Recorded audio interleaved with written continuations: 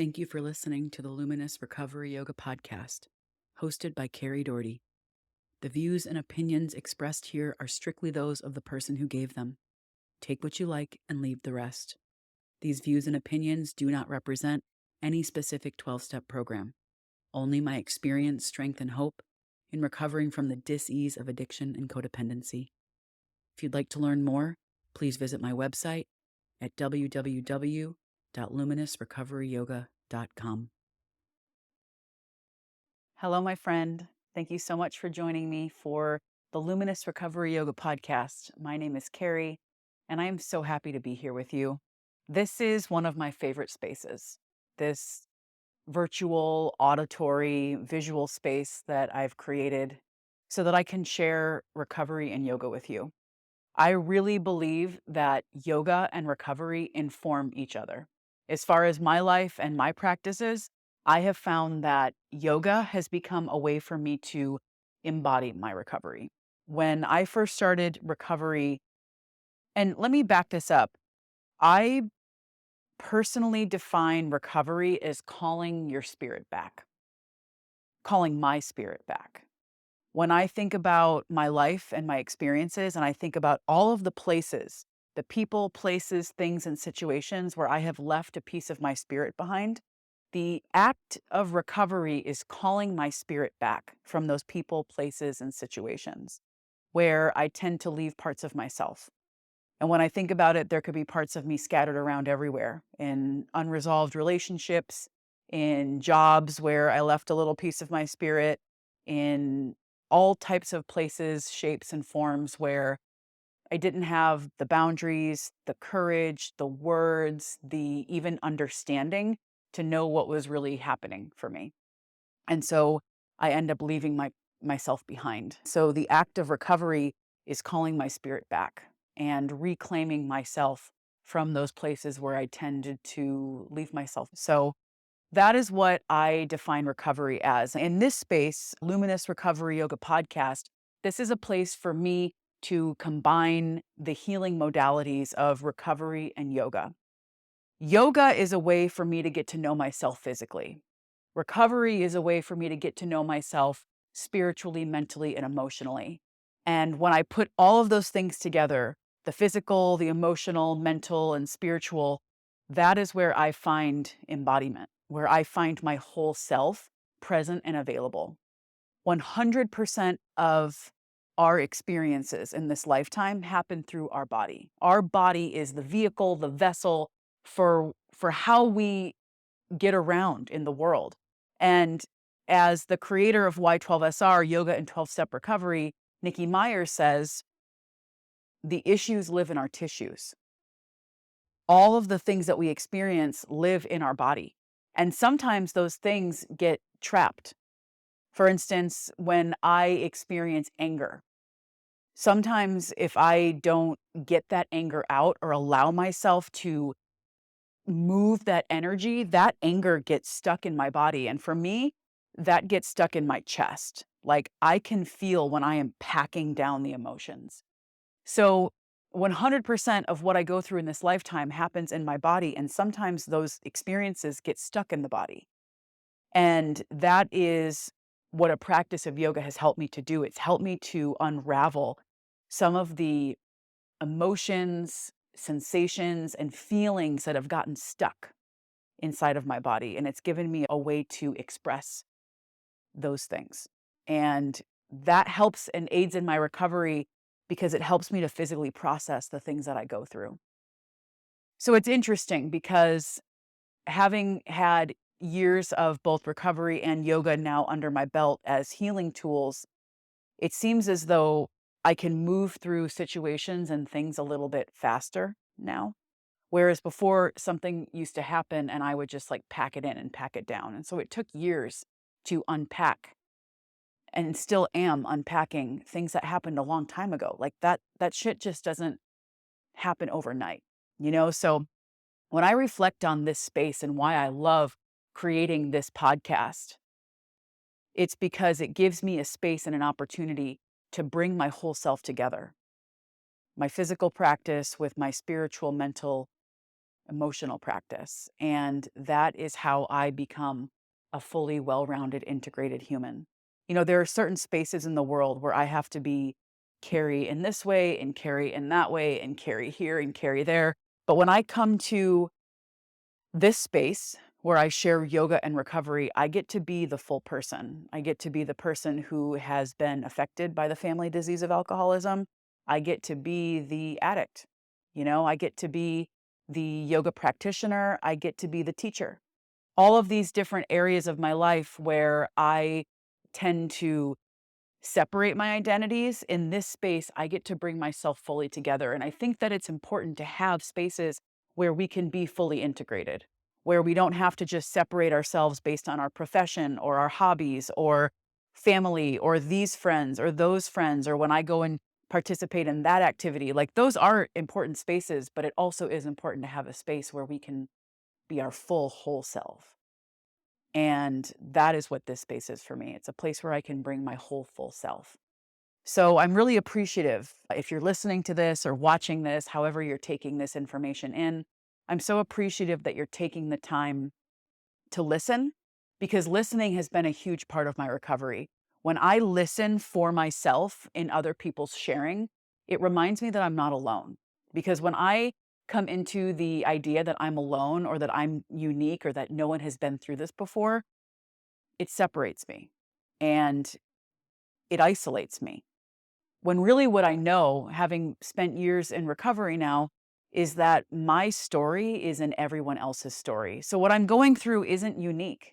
It might be unique to me in some nuanceical, small ways, but the reality is humans are humans and we suffer. And that is the root of existence, is that we experience suffering. And although the details of my suffering might look different, suffering is suffering. So I come to this space, I put my heart out, I put my humor out, and I share with you. And I share generously, I share honestly, I share what I have. And I hope that you enjoy this space as much as I do, because it is a treat for me to share with you. So before we jump into the full theme topic of today's episode, I want to say a couple of things. One, please, please, please like, subscribe, comment, and share. If you like this video, give it a thumbs up. If you like the content of this channel, please subscribe. If you have something to say, some comments, a feedback, maybe something you want to hear talked about on this podcast or on this channel, leave a comment or let me know that you liked it or whatever your experience was, what you related to. And if you find this information helpful, please share it. When you like, subscribe, comment, and share, you are helping a content creator like me get the word out about this work. And ultimately, that's what helps this work grow. So it would just mean everything to me if you could take a moment to like, subscribe, comment, and share. You could do all of those things. You can do one of those things, but that is just such a huge way for you to help me grow. One other thing is that in the comments, the description, the show notes, you will find a download to a PDF. I like to make a PDF to go along with the episode so that you have something to digest after you listen. I'm going to ask you some questions. I'm going to talk about a topic that might blow your mind the way it blew my mind when I first thought about this stuff. So I'm going to leave a PDF in the description, in the show notes. You can download that PDF. And it's going to give you 10 journaling prompts, things that you can consider alongside this episode so that you can think about these things later on. Maybe you found something compelling and you want to take it a little bit deeper. So that is just my gift to you so that you can take this work a little bit deeper. So go into the show notes, go into the description of this video, and you will find that PDF. If you're new to my channel, if you're new to my subscribers list, when you put in your email address for that PDF, you're going to get a weekly email from me, just one weekly email. And honestly, I think it's a fun, pretty funny email. I like to share my experience, strength, and hope in those emails. And I keep it light and I keep it short. We're not talking a book or a dissertation. We're talking a quick little read, something that, people have told me that they enjoy receiving. It's one of those emails you get in the week that feels like, oh, I like this, not something that I just send right to the trash can, although you might. So I don't know, but that's up to you. But ultimately, sign up for that PDF and you will get put on my subscribers list. You'll also get a notification when I release a new video every week. I release new videos every Monday. So please take a moment, download that PDF, get on my subscribers list, and it would be really awesome to have you as part of the Luminous Recovery Yoga community. So consider that. So with that being said, let's jump into the topic of today's episode, which is something I've been wanting to talk about for a while. It's one of those things that when I first heard this idea, this concept, it blew my mind because it's very contrary to what I have believed in the past or what I've believed before about this particular topic. So I hope that you get something from this. I hope that it expands your thinking in some new way. So my topic for today is the gift of confusion. I'm going to say that again. The gift of confusion. And you might right off the bat be like, Kari, I'm confused. What the hell are you talking about? How is confusion a gift? And that's a really interesting question. Why would confusion be a gift? Why would I be grateful or find gratitude in being confused? And, when I first heard this idea that confusion could be a gift, that confusion can be the information that I'm seeking, it set me free. Like it really set me free because now I know that when I am confused, there is something that I can do with that confusion aside from one, creating more confusion, or two, running around like a crazy person trying to force solutions, trying to force answers, and trying to get my way. Because when I force solutions and try to get my way, it generally doesn't turn out the way that I actually wanted or intended for it to do. So in today's episode, I want to talk about the gift of confusion and how confusion could actually be the answer and the guidance that we're seeking. So I'll pick one example, for instance. Okay, romantic relationships. I heard someone say in a meeting once, wow, there's nothing like a romantic relationship to put Miracle-Gro on all of my character defects. When I'm in a romantic relationship, things tend to get confusing for me. I tend to get jumbled in my thinking. I want things to happen. What does this person think of me? Do they really like me? Am I ever going to see them again? I recently told a friend of mine that when I'm dating somebody, I treat every time I see them like it's going to be the last time. I have abandonment issues. I think that people are going to come back. That is something that, things come out in romantic relationships that don't seem to come out in normal everyday friendships. And that probably just has to do with years of trauma and family shit and all the things that happen in a lifetime. So when I'm in a romantic situation, which I'm not right now, thank goodness, because I just need time to chill. When I'm in a romantic situation, I tend to get really confused. Like there's just so much swirling, dervishing thoughts like, who am I? What am I? Where am I? Does this person like me? Am I going to get married to them and have children or whatever? All the confusion, all the confusion. Another example is that recently I had an anxiety attack. I had things going on in my life, in my head, things I was confused about, and it all culminated to one day where I felt like I could crawl out of my skin. I was having a full-blown anxiety attack. Like I just felt like I was jittering on the inside, like I could have ripped through the center of my chest and crawled out of my body if I was able to do such a thing. Like zip off my skin suit and walk out of it. Like that was just that was the sensation. And so here I am having this full-blown anxiety attack. And in this moment of anxiety, I remembered something that I say to students in yoga, which is notice what you're feeling and notice where you're feeling it. And this kind of comes back to what I said at the beginning of this podcast, which is that yoga helps me get in touch with my physical body. Yoga helps me to feel and understand my physical experience so that I could better process my mind and my emotions. So I'm having this anxiety attack. My thoughts are jumbled. I want to walk out of my body. And instead, what I did is I sat there and I felt where those sensations were coming from. Like Where in my body am I experiencing this sensation? For me, a lot of it was happening in my chest, and there was kind of this like buzzing in my head, and my stomach felt swirly. And so I sat there and I felt it. Like I focused on the physical sensations of the anxiety. And I did this for a little while, and then that eventually led me to falling asleep and taking a nap. And when I woke up, I felt completely different.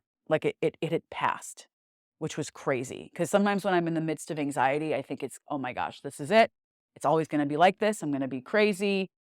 My thinking is going to be nuts, and I'm going to just stay like this forever.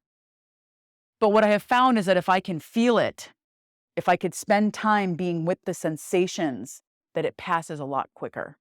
Jill Bolte Taylor, one of my favorite neuroscientists and authors, she, by the way, had the very first viral TED Talk, Stroke of Insight. If you've never watched it, go check it out. She talks about the 90-second rule. She says that emotions and sensations last for 90 seconds. If we're willing to sit there and feel it, the sensation will pass in 90 seconds. And there's science to back this up. So what happens is if we don't experience our experience and we pack it down, we don't actually give ourselves the chance to feel it and to experience it. And then that is when it comes out sideways later. At least that's my experience. So anyway, here we are talking about the gift of confusion. And I'm telling you that there are examples out there of when I am in full-blown, anxious, bodily, fully entangled confusion. So I'm going to read something to you because I find that sometimes it is really nice to turn to a reading or some literature or something that helps to bring this into a little bit more deeper understanding. So I'm going to share something with you from Courage to Change, which is an Al-Anon daily reader. This is one of my favorite books. I highly recommend it. And this is February 14th. Confusion can be a gift from God. Looking back on instances when I felt desperately in need of an immediate solution, I can see that often I wasn't ready to act. When I became fully ready, the information I needed was there for the taking. When I know too much about my options before the time is right to exercise those options, I tend to use the information only to drive myself crazy. That's why today, when I am feeling confused, I try to consider it grace. It may not yet be time for me to act. I think that dealing with confusion can be like cooking. If the bread isn't done, I don't take it out of the oven and insist that it's time to eat. I let it finish baking. If a clear solution to a problem hasn't shown itself yet, I can trust that it will appear when the time is right. Today's reminder: I will thank my higher power for whatever I experience today, even if I feel troubled or confused. I know that every experience can offer me a gift. All I have to do is be willing to look at my situation in the light of gratitude. Quote, everything has its wonders, even darkness and silence, and I learn, whatever state I may be in, therein to be content. And that's from Helen Keller. That blows my effing mind. Confusion could be a gift from God. That if the bread isn't ready to come out of the oven, stop insisting on eating dough, right? I wouldn't do that. I wouldn't take the bread out of the oven and eat dough. I'd be like, ooh, that's gross. Same thing goes for life situations. Let it cook. Let it simmer. And when the time to make a decision is ready, the natural solution will appear. And when I think about my life, when I think about the times in my life when I was confused, it was because I wanted what I wanted and I wanted it now. And that is really the confusion. The confusion is that I want something and it's not time to act. Or I want something and more information is needed or more will be revealed. It just might be that the bread isn't done baking. And here I am throwing a fit, a tantrum that the bread isn't done, but it's only been in the oven for 30 minutes. And so when I reflect back on romantic experiences where I really wanted the answers, is this going to work out? Well, who fucking knows? Who knows if this is going to work out, Because I want all of the answer to life's questions preemptively ahead of time, light years before it's time to know. And so I find that when I'm in a state of confusion, it's often because I want to force a solution and there isn't a solution yet, or it's not time to have a solution. It wouldn't even be appropriate to have a solution yet. And so when I think back to moments where I'm having anxiety, like when I talked about that anxiety attack, it was because I wanted all of my life's problems solved that day. And I'm not kidding you. When I think about the things that I was feeling anxious about that day, I wanted answers about my career. I wanted answers about all kinds of things that it wasn't the time to act. And so when I think about anxiety and confusion and these experiences that I have in my body, it's often because I want something that it's just not the appropriate time to have, which is generally answers and solutions. Like if I could have my entire life blueprint written out so that I knew what to expect, I feel like that would be so soothing. But then on the other hand, if I had like a pinpointed day that I knew I was going to die, would I live my life? So sometimes it's like I want answers to questions that it's possible I'm just not ready to know those things. And so when I read this reading, it really just blows my mind. Like when I know too much about my options before the time is right to exercise those options, I tend to use the information to drive myself crazy. So confusion can be a gift. Confusion can let me know that it's not time to act. If I'm confused about something, it's because it's just not time to make a decision. And so really that confusion becomes the answer. And that's something that I have gotten much better at. Now when I feel confused, I'm like, oh, I'm confused because it's just not time. I want answers to things that there are no answers to yet. I want solutions. I want what's the word I'm looking for? I can't even think of the word I want, but I want solutions, I want resolutions, I want things to feel safe and cozy, and I want it now. And when I don't have that, I get agitated.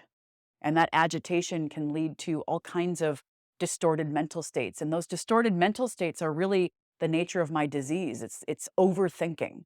It's demanding behavior. It's rude. It's demanding of God.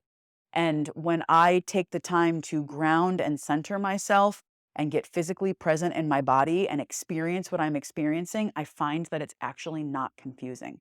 Like it's just not time. And sometimes it's like trying to explain life to a toddler, and I'm the toddler and like I want a lollipop and God's like, it's going to be dinner time soon. Like you don't get the lollipop. And I'm just like, why? Like it's a tantrum. Oh, guarantees. That was the word I was looking for before. I want guarantees. I want to know that if I put in X, Y, and Z, that I'm going to get this certain output. And I just don't get to know that. And so when I forget that and I get confused, it's generally because I'm trying to force a solution or I want something to happen and it's not time for it to happen. So that's what I wanted to say today. I wanted to talk about the gift of confusion. So, here are my questions to you. Like, where are you confused in your life right now? And does that confusion, if you were to stop and look at it, is it because you want guarantees? You want some type of outcome. You want it to be some kind of way. And because you don't have that certainty, there's confusion. When really, is there confusion or is it just not time to act?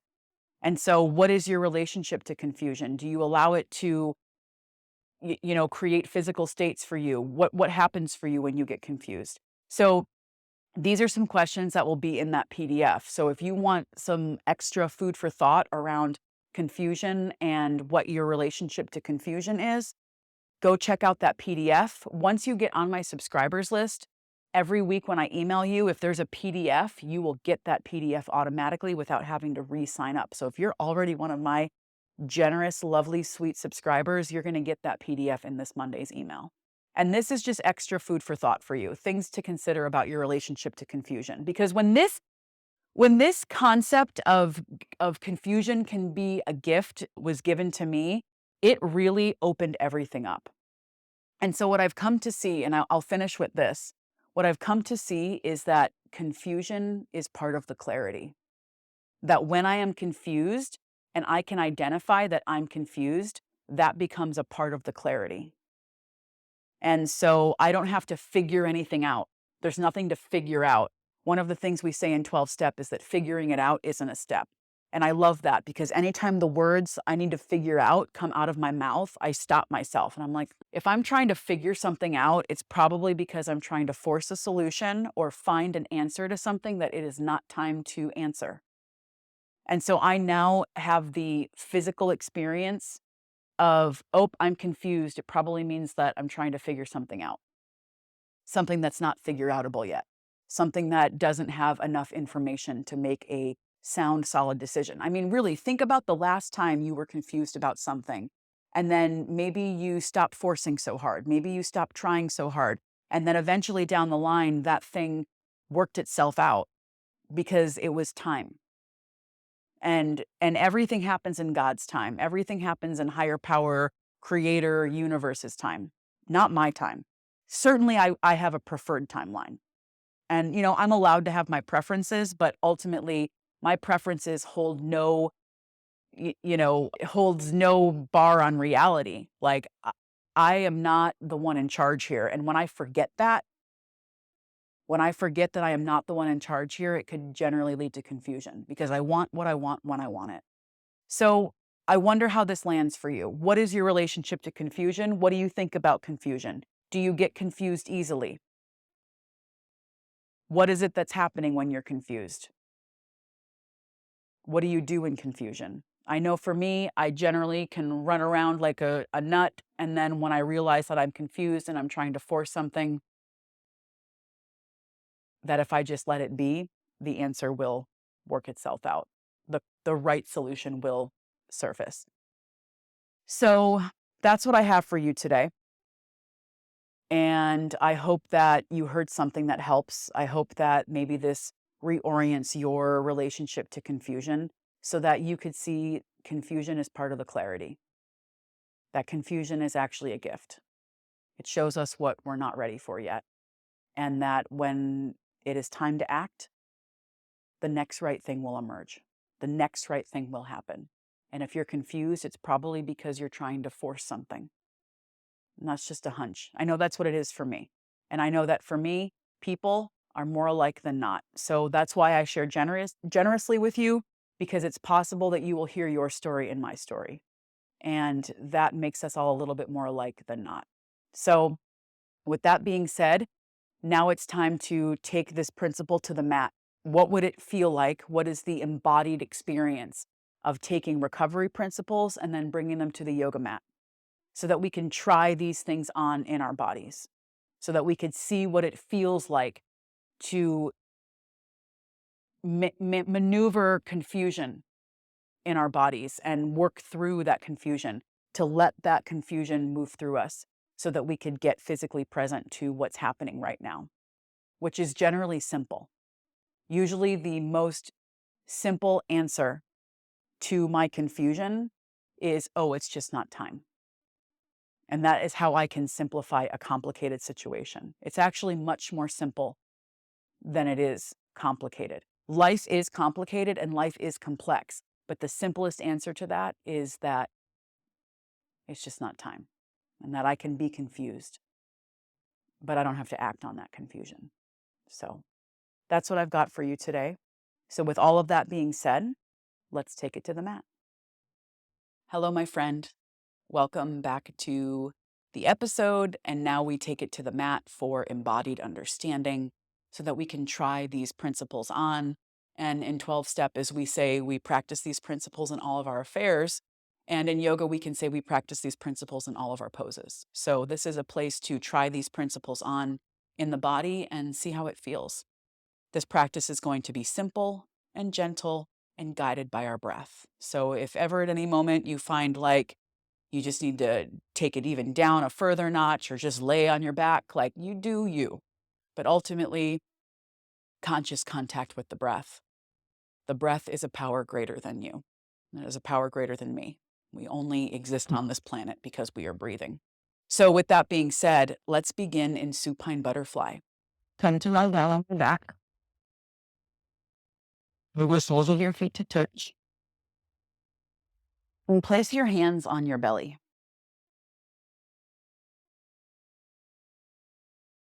And if it's comfortable to you, you can close your eyes or you can Settle your gaze to one unmoving point on the ceiling. And just keep a low gaze. Begin to notice your breath. Notice that you are breathing.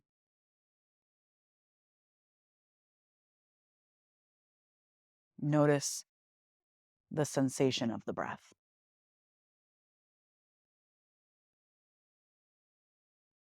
And begin to build a relationship with that sound, with that sensation. When we get clear on the breath, it can alleviate some confusion about what we're supposed to be doing right now.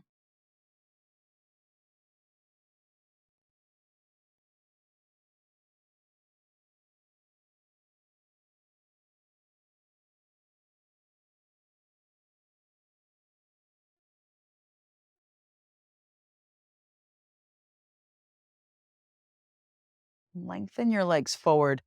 Take your arms over your head for a full body stretch. Stretch from fingers to toes. Pull your knees to your chest. Put one hand on each knee. Make some circles with your low back in the floor. When it feels natural, move in the other direction.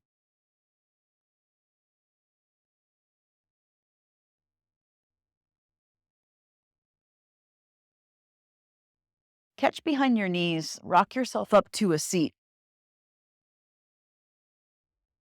Come into a simple seat, just one foot in front of the other. Place your hands on your knees. Drop your chin to your chest. And pause here a moment. Notice the sensations that you feel by dropping your chin to your chest.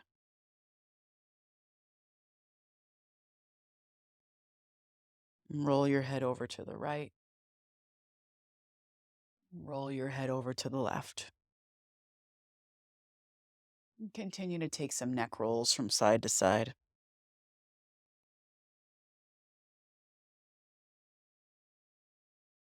Move your head and your neck in any way that feels good to you. It might be fast or slow.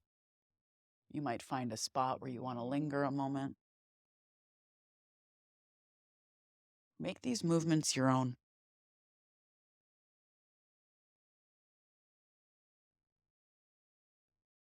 And come back to a neutral chin. Reach your arms up over your head. Interlace all 10 fingers. Flip your palms to the ceiling and take a big stretch. And put your hands back on your knees. Start to make some circles with your torso. I like to imagine that I was a spatula scraping the edges of a really big bowl. And if it's comfortable to you to close your eyes, you can do that, or you can keep your eyes open, but allow these movements to feel intuitive and natural. And when it feels good, move in the opposite direction.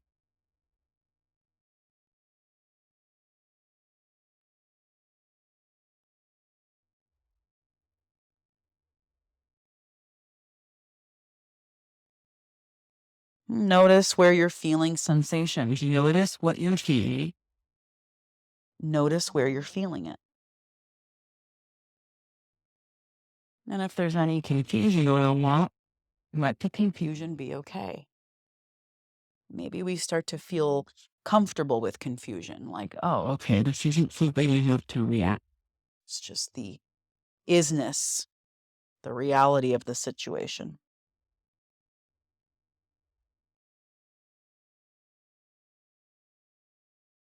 Come back up to neutral. Bring your left hand to your right knee. Tent your right fingertips behind you for a twist. Lift the crown of your head up and take a twist. Doesn't have to be your deepest, most expansive twist. Just see how it feels to twist your body.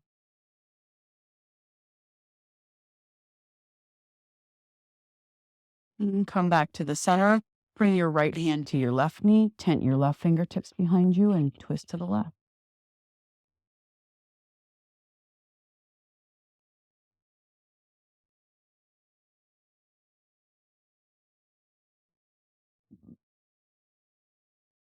And gently come back to the center. Stretch your right leg forward. Pull your left foot to the inside of your leg. Reach your arms up over your head. Turn and face your right foot, and then reach for your right foot.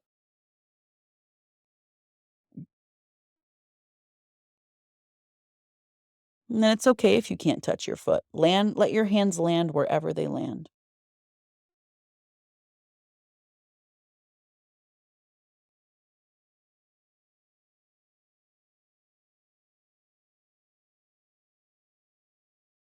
Keep your right hand on your right foot.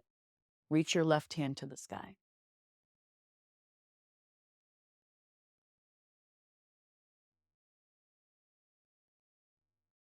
And then slowly make your way back up to a seat, and we'll switch sides. Stretch your left leg forward, pull your right foot in. Reach your arms up, turn and face your left foot, and then reach for your foot.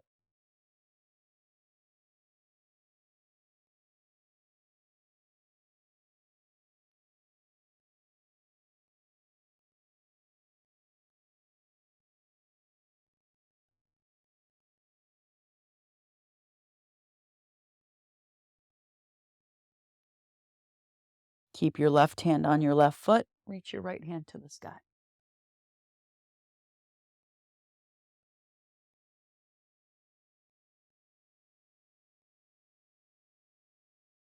Slowly come back up to your seat. This time, open both of your legs into a V shape. Put your fingertips right in front of you and keep your chest lifted. And check in with how that feels. And if there's a little bit more room, crawl your fingertips a little bit more forward. Notice what you feel. Notice where you're feeling it. Sometimes it feels good in the pose to rock from side to side or to move around a little bit.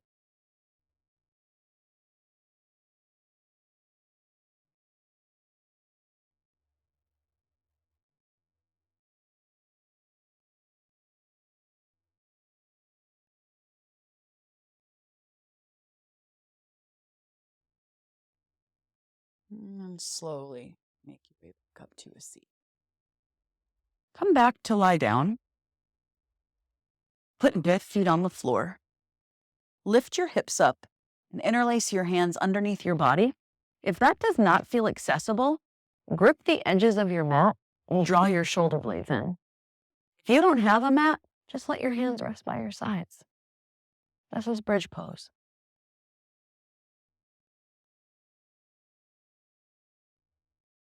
One more big breath. And slowly come down. Keep your left foot on the floor. Cross your right ankle over your left knee. You could stay right here and allow your right knee to sort of drop towards the floor, or you can pick your foot up off the floor and place your fingers around the back of your left thigh and give a gentle pull on your thigh towards you. And this is one of those areas where a little gentle movement from side to side might feel good. Give yourself permission to land exactly as you are, to be yourself.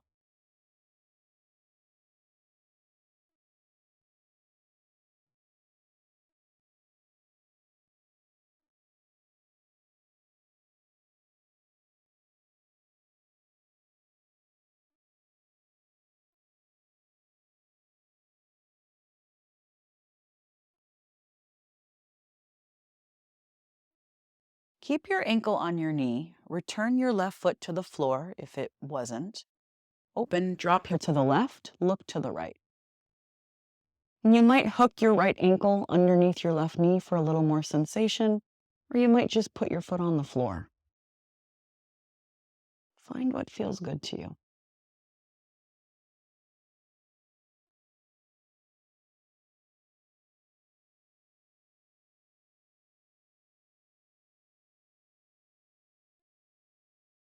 And then gently make your way back to the center. Put your right foot on the floor and cross your left ankle over your right knee. You can stay right here and allow your knee to naturally sort of fall towards the ground, or you can pick your foot up, interlace your fingers around your thigh, and give a gentle pull on your thigh towards you. The sides of the body are different. So notice if it feels different on this side than it did on the other, and let that be okay. Our bodies, much like life, is not symmetrical. It is not linear. As much as we'd like to, we are not moving in a straight line.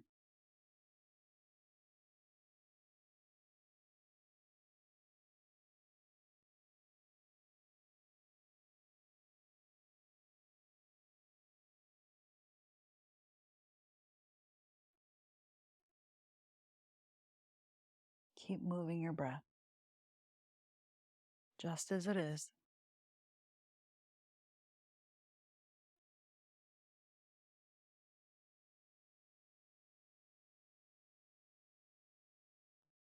And then if it isn't already, return your right foot to the floor. Open your arms into a T and drop your knees over to the right. You could hook your ankle under your knee or put your foot on the floor. Find the sensation that works for you. The sensations that keep you connected to your breath in the present moment.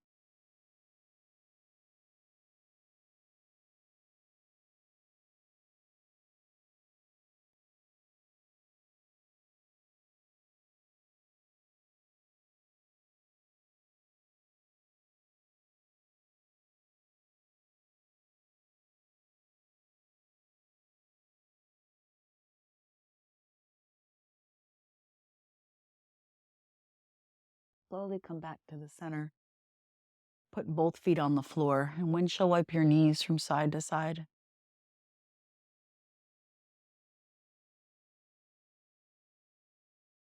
Stick your feet up to the sky. Point and flex your feet, circle your ankles. Just let your heels hover over your hips.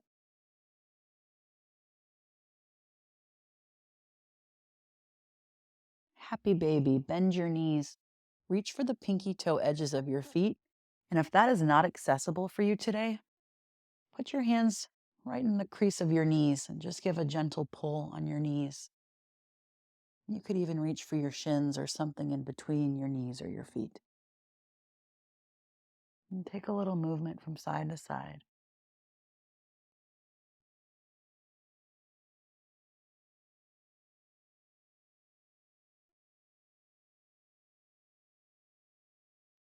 Pull your knees to your chest. Give yourself a little squeeze. Hug yourself in. And come to Shavasana. Shavasana is our final resting pose. Come to lie down on your back. Lift up your shoulders and slide your shoulders underneath you. Allow your feet to just flop out and hang heavy. If it would feel good to put some support under your knees, like a pillow or some blocks, find what works for you. You do not have to put yourself into a pose, a situation, a relationship, something that leaves you feeling bad in your body. Find what works for you.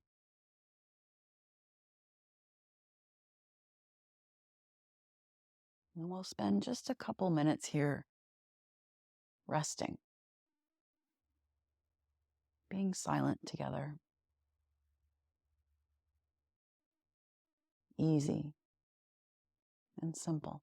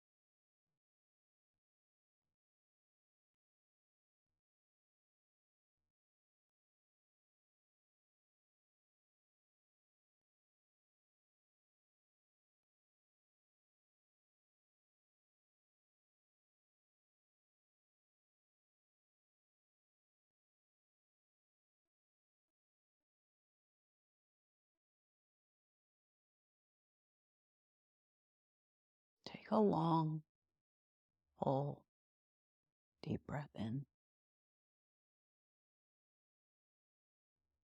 and empty it out. And wiggle your fingers and toes. Circle your ankles and wrists. Take a full body stretch, reach from front to back. Your palms to your chest, all over to a comfortable side.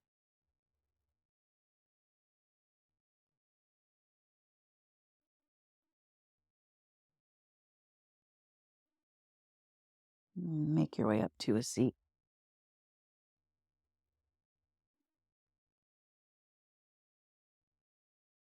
Bring your palms to touch at the center of your chest. And take this final moment of your practice to notice how you feel. You don't have to call it anything or name it. Just notice.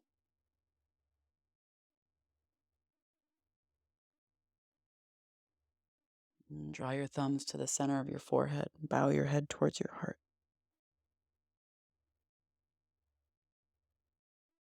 In honor of you and me and this practice that we share, I bow to you and say namaste. Thank you so much for taking the time to join me for this episode and for this practice. Don't forget to grab your free PDF, link in the show notes and the description, depending on where you're watching this, just to give you a little extra insight into your relationship to confusion and the possibility of that being a gift. I hope you had a nice practice, and I look forward to seeing you again soon.